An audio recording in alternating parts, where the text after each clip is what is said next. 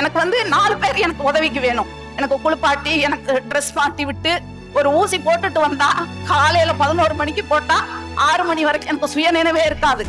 எனக்கு சுகர் இருந்தது, அதே மாதிரி எனக்கு ஹெட் பெயின் இருந்தது, ஜாயிண்ட் பெயின் இருந்தது, டைஜஷன் பிரச்சனை இருந்தது.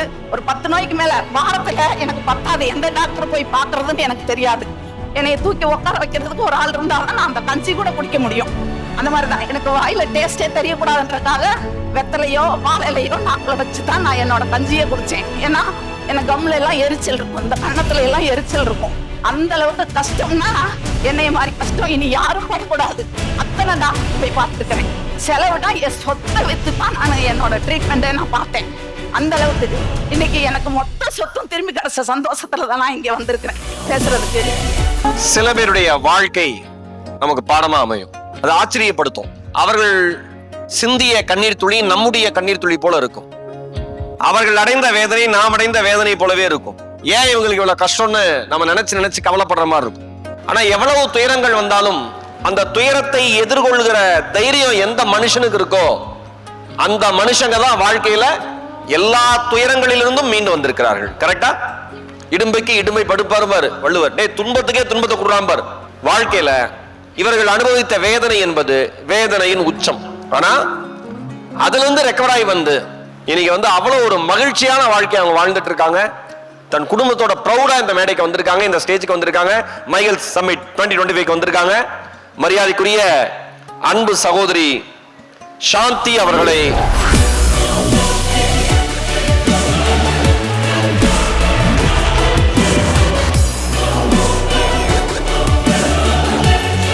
ப்ரொஃபஷனலி அவங்க வந்து ஒரு பியூட்டிஷியன், சென்னையை சார்ந்தவர்.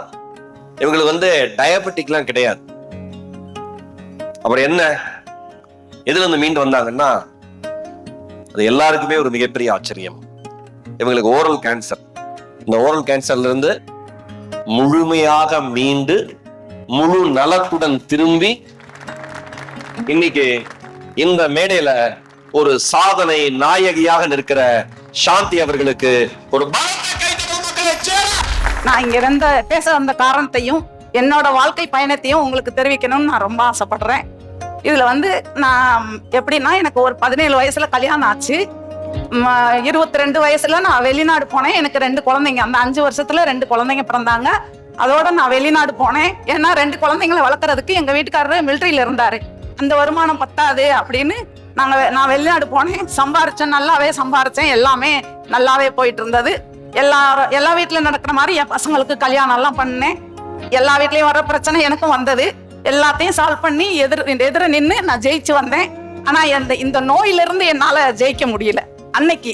ஆனா இன்னைக்கு ஜெயிச்சு வந்துதான் நிக்கிறேன் உங்க முன்னாடி. அது யாராலன்னா டாக்டர் ஃபார்மரால தான்.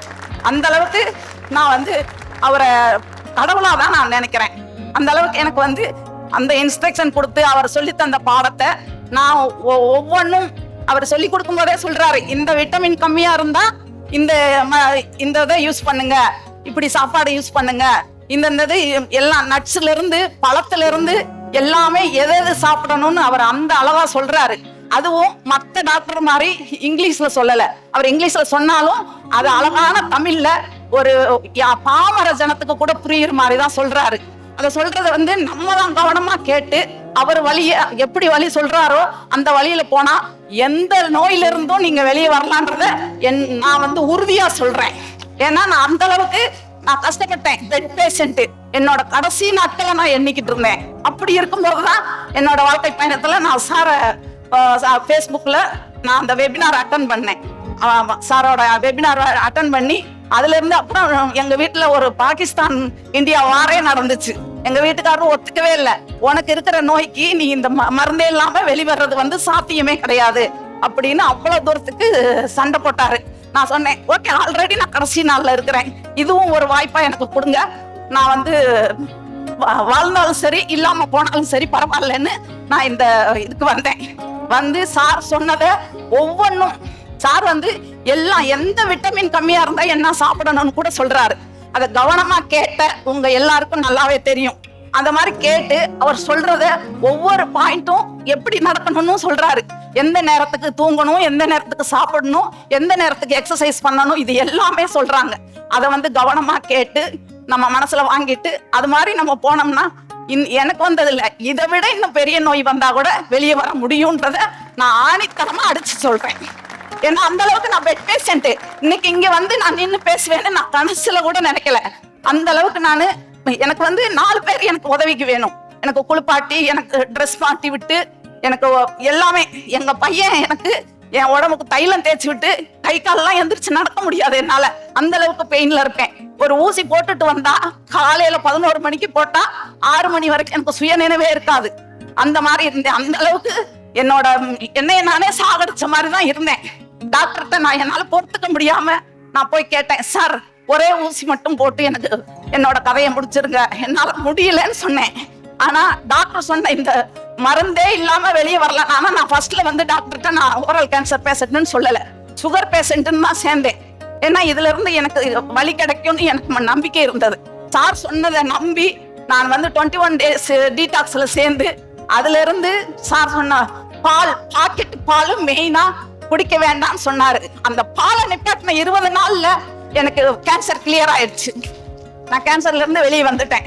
எனக்கு மெடிசின் வந்து மார்ச், ஏன்னா நவம்பர்ல நான் ஜாயின் பண்ணேன். அதுக்கப்புறமும் மெடிசன் எனக்கு ஃபுல்லாவே கியூர் ஆகணும், அடுத்து வரக்கூடாதுன்றதுக்காக அந்த மார்ச் வரைக்கும் எனக்கு மெடிசன் போட்டாங்க.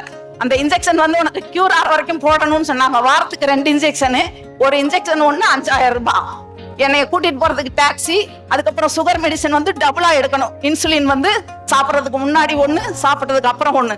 அதே மாதிரி வாயில நான் வெறும் லிக்விடு தான் 3 வருஷம் குடிச்சேன். லிக்விட் 3 வருஷம், சாப்பாடுன்றது கிடையாது. அதுல எனக்கு வந்து முதல்ல சாப்பிட்றதுக்கு முன்னாடி ஒரு ஆயின்மெண்ட் அப்ளை பண்ணணும், அதுக்கப்புறம் திரும்பவும் சாப்பிட்டு முடிச்ச பிறகு ஒரு ஆயின்மெண்ட் அப்ளை பண்ணணும். அப்படிதான் நான் வாழ்ந்துட்டு இருந்தேன். என்னைய தூக்கி உட்கார வைக்கிறதுக்கு ஒரு ஆள் இருந்தாதான் நான் அந்த கஞ்சி கூட குடிக்க முடியும். அந்த மாதிரிதான் எனக்கு வாயில டேஸ்டே தெரியக்கூடாதுன்றதுக்காக வெத்தலையோ வாழையிலையோ நாக்கில வச்சுதான் நான் என்னோட கஞ்சியே குடிச்சேன். ஏன்னா எனக்கு கம்ல எல்லாம் எரிச்சல் இருக்கும், இந்த கண்ணத்துல எல்லாம் எரிச்சல் இருக்கும். அந்த அளவுக்கு கஷ்டம்னா என்னைய மாதிரி கஷ்டம் இனி யாரும் படக்கூடாது. எந்த நோயா இருந்தாலும் மனசுல முதல்ல தைரியம் இருக்கணும், அதுக்கப்புறம் நம்பிக்கை இருக்கணும். அந்த 2 இருந்தா எதுல இருந்து நீங்க வெளியே வர முடியும்ன்றத நான் ஆணித்தரமா அடிச்சு சொல்றேன். ஏன்னா என்னைய மாதிரி உங்களுக்கு தெரியும், எனக்கு ஒரு நோய் இல்ல. எனக்கு சுகர் இருந்தது, அதே மாதிரி எனக்கு ஹெட் பெயின் இருந்தது, ஜாயிண்ட் பெயின் இருந்தது, டைஜஷன் பிரச்சனை இருந்தது. ஒரு 10 நோய்க்கு மேல வாரத்துல எனக்கு பத்தாது எந்த டாக்டர் போய் பாக்குறதுன்னு எனக்கு தெரியாது. அந்த அளவுக்கு நான் போய் அத்தனை டாக்டர் போய் பார்த்திருக்கிறேன். செலவுனா என் சொத்தை வித்து தான் நான் என்னோட ட்ரீட்மெண்ட்டை நான் பார்த்தேன். அந்த அளவுக்கு இன்னைக்கு எனக்கு மொத்த சொத்தும் திரும்பி கிடைச்ச சந்தோஷத்துலதான் நான் இங்க வந்திருக்கிறேன் பேசுறதுக்கு. எனக்கு நான் வித்த சொத்து இல்ல, நான் என்னையவே பெரிய மதிப்பான சொத்தை நான் மதிக்கிறேன். ஏன்னா முதல்ல வந்து உடல்நிலைன்றது ரொம்ப ரொம்ப முக்கியம். அது எந்த வயசா வேணா இருக்கட்டும், சின்ன குழந்தையில இருந்து 80 வயசுக்கு மேல உள்ளவங்களுக்கு கூட உடல்நிலைன்றது ரொம்ப ரொம்ப முக்கியம்.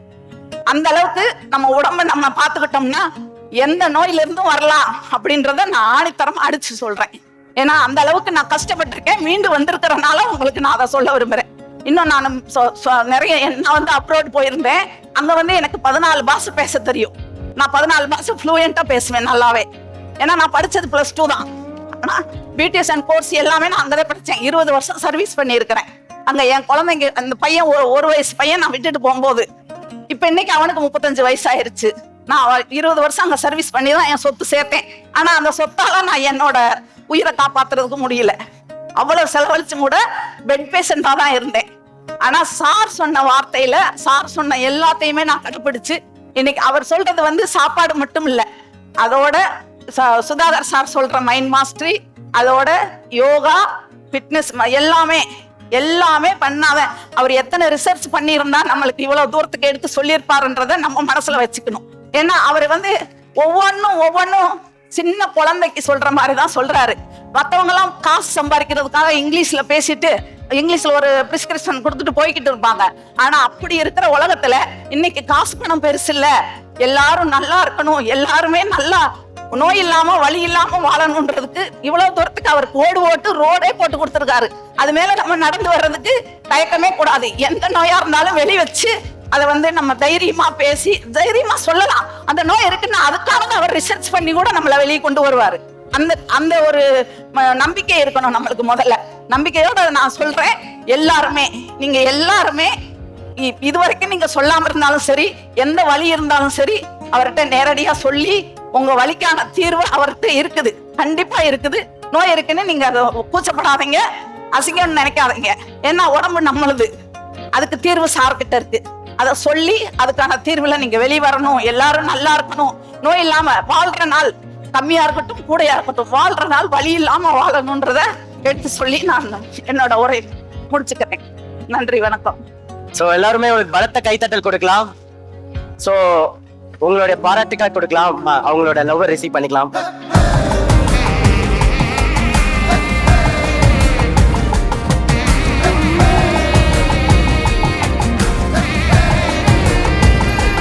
ஒரு உண்மையான ஆசிரியருக்கு வந்து என்ன ஒரு சந்தோஷம் இருக்க முடியும் அப்படின்னா, அவங்க வாங்குற அந்த ஊதியத்தை தாண்டி அவங்க கிட்ட படிக்கிற மாணவர் நாளைக்கு ஒரு IAS ஆவோ IPS ஆவோ ஒரு டாக்டராவோ இன்ஜினியரோ ஆகுறாங்க பாத்தீங்களா.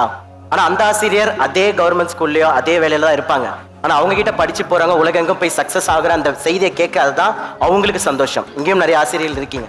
ஒரு உண்மையான மருத்துவருக்கு என்ன சந்தோஷமா இருக்கணும்னா, அவங்க கிட்ட தேடி வர மக்களுக்கு நோயில இருந்து வெளியில வர்றதுதான் சந்தோஷமா இருக்க முடியும்.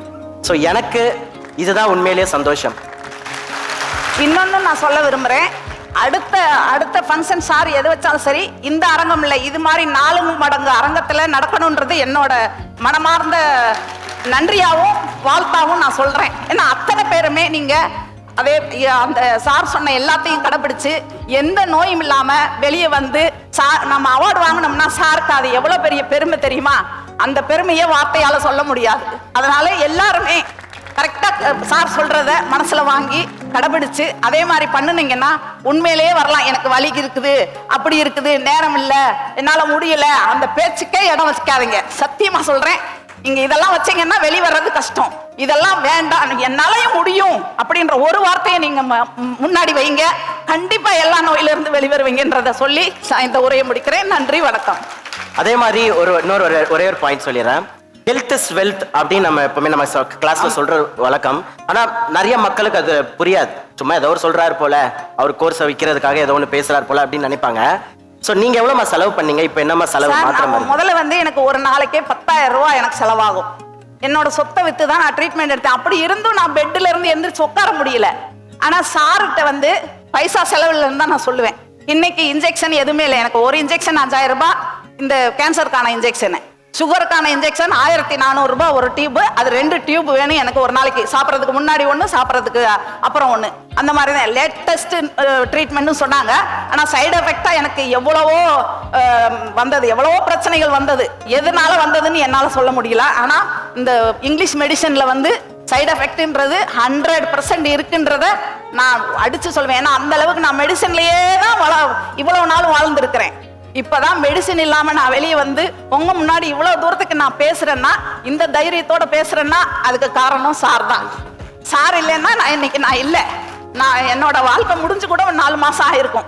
அந்த ரேஞ்சில் இருந்தேன். பெட் பேஷண்ட்னா அந்த பெட் பேஷண்ட் எங்க பசங்க, எங்க வீட்டுக்காரரு, எனக்கு எல்லாருமே அவ்வளவு தூரத்துக்கு உதவி பண்ணாங்க. எல்லாருமே ஹெல்ப் பண்ணாங்க. எங்க வீட்டுக்காரரும் sugar patient, military, X military man. ஆனா அதுக்கப்புறம் தூர்தர்ஷன்ல ஒர்க் பண்ணி டபுள் ரிட்டையர்மெண்ட் இப்ப இருக்கிறாரு. அவருக்கு சுகருக்கு காலெல்லாம் விரலெல்லாம் எடுத்துட்டாங்க. அப்படி இருந்த அவருக்கு நான் என்னோட முதல்ல வந்து அவர் ஒத்துக்கல. பாகிஸ்தான் வார் மாதிரி தான் நடந்தது எங்க வீட்டுல. அதுக்கப்புறம் அவரும் எனக்கு கியூர் ஆன உடனே அவருமே என்னோட ஃபாலோ பண்ணி இப்ப அவரும் நார்மலா இருக்கிறாரு. நாங்க 2 பேரும் எங்க வீட்டுல எங்க பசங்கள்ல இருந்து எல்லாருமே ஒரே ஃபுட்டு தான் செஞ்சு சாப்பிட்றோம். யாருக்கும் தனி ஃபுட்டு கிடையாது. என்ன சார் சொன்னாரோ அதே ஃபுட்டு தான் நாங்க எல்லாருமே சாப்பிடுறோம். இன்னைக்கு வரைக்கும் பால் வாங்கல. எங்க வீட்டுல சக்கரைன்ற பேச்சுக்கே இடம் இல்ல, ஸ்வீட்டே இல்ல எங்க வீட்டுல, ஸ்வீட்ன்ற பேச்சுக்கே இடம் இல்ல. அந்த மாதிரி தான். அதுதான் ஒண்ணு. சோ இப்போ எத்தனை பேர் ஒத்துக்கிறீங்க ஹெல்த் இஸ் வெல்த்ன்றது கரெக்ட்டா? S S. ஸோ அதுதான் ரொம்ப ரொம்ப சந்தோஷமா. ஸோ இப்போ அம்மாக்கு வந்து நம்ம ஹால் ஆஃப் ஃபேம் அவார்டு வந்து கொடுக்க போறோம்.